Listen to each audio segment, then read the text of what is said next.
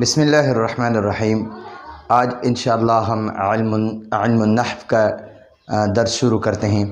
आज इंशाअल्लाह दर्स नंबर 1 है। इल्मुन नहव बहुत ज़रूरी इल्म है। इसके ज़रिए से कुरान और हदीस में जो आराब है वो सही तरीक़े से, दुरुस्त तरीक़े से इंसान सीख सकता है। इंशाअल्लाह आज इल्मुन नहव की तारीफ़ बयान करते हैं। इल्मुन नहव एक ऐसा इल्म है कि जिसमें यानी इस इल्मुन नहव में इस्म फ़ेल हर्फ इसम और फ़ेल और हर्फ को जोड़कर जुमला बनाने की तरकीब मालूम होती है। यानी कुछ अस्मा है, उनको तरतीब के साथ और जो है ना वो तरतीब के साथ और तरकीब के साथ उसको जो है ना जोड़कर जुमला बनाने की जो है ना वो तरकीब, वो तरीक़ा वो मालूम होता है। और हर कलिमा लफ्ज़ को कहते हैं।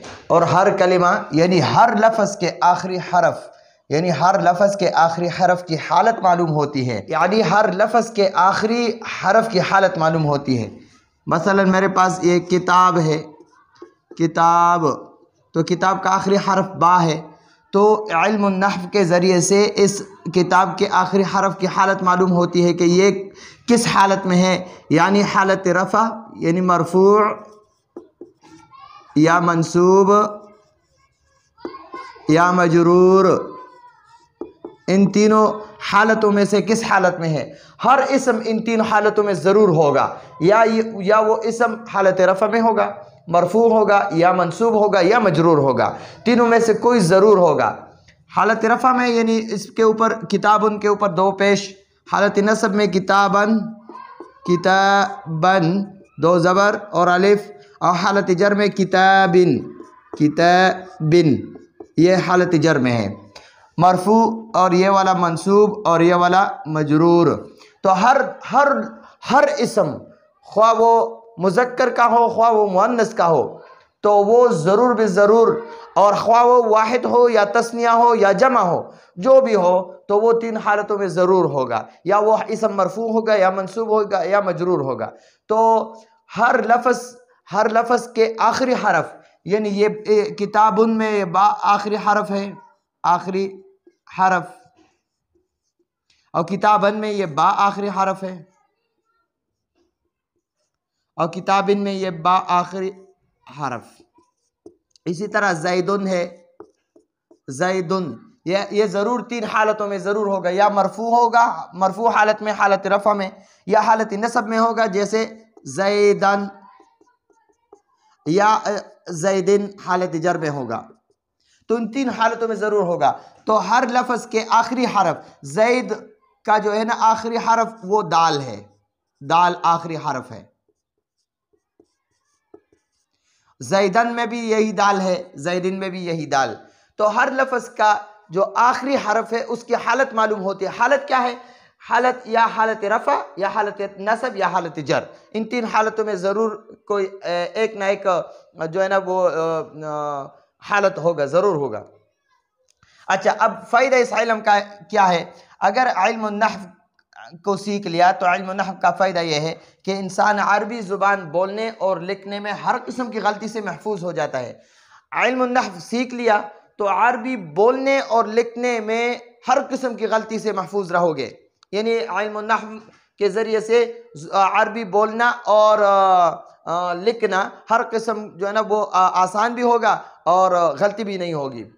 जैसे ज़ैदुन, ज़ैद, दार, दखला, फ़ी, ये चार कलिमे हैं, चार अल्फाज है। कलिमा लफ्ज़ को कहते हैं, लफ्ज़ को कलिमा कहते हैं, हम उसको लफ्ज़ कहते हैं। ज़ैद एक लफ्ज़ है, ये किताब वाले इसको कलिमा कहते हैं।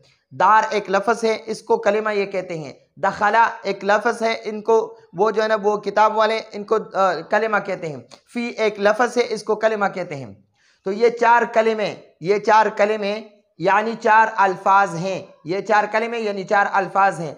अब इन चारों कलमों को जोड़कर जुमला बनाना और इस जुमले को सही तौर पर अदा करना, यह इल्मुन नहव से हासिल होता है।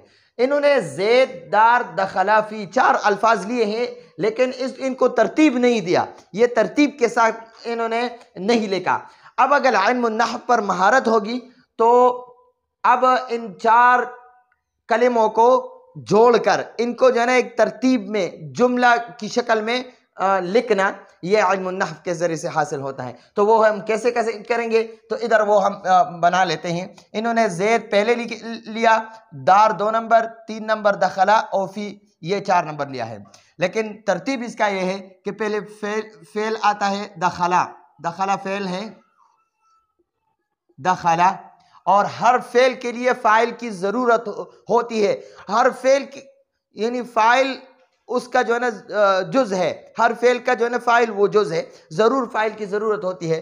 तो इसमें ये ज़ैद जो है ये फाइल है, दखला काम है और ज़रूर कोई करता है तो वो ज़ैद है। और ज़ैद हमेशा मरफू होता है, हालत रफ़ा में होता है, आखिरी हरफ की हालत हमेशा मरफू होती है। तो ये ज़ैद का आखिरी हरफ वो मरफू है, ज़ैद फ़ाइल है, और ये कायदा है कुल्लु फ़ाइलिन मरफूउन। तो ये जो है ना ज़ैद मरफू है, ये फ़ाइल है इसलिए मरफू है। और फ़ी इसके बाद आता है फ़ी, और दारिन, दारिन ये फ़ी हर्फ जर है, इसकी वजह से ये दार ये मजरूर हालत जर में हो गया, आखिरी हरफ की हालत ये हालत जर है, मजरूर है। तो दखला ज़ैदुन फ़ी दारिन, ज़ैद घर में दाखिल हुआ, ज़ैद घर में दाखिल हुआ। तो अगर इल्म नहव पर महारत होगी, इल्म नहव को सीख लिया, तो फिर ऐसे जो है बेतरतीब अल्फाज को हम तरतीब के साथ जुमला बना सकेंगे। तो ये तो इस इल्म का फ़ायदा है। और इस इल्म का मौजू क्या है? मौजू लहू का मतलब यह है कि इल्म नहव का मौजू क्या है, इल्म नहव की मौजू क्या है। तो मौजू इस इल्म का ये है, यानी ये इल्म किस चीज़ के बारे में बात करेगा। ये जितना इल्म है इल्म नहव, ये हमेशा कलिमा और कलाम के बारे में बात करेगा। कलिमा लफ्ज़ को कहते हैं और कलाम पूरे जुमले को कहते हैं।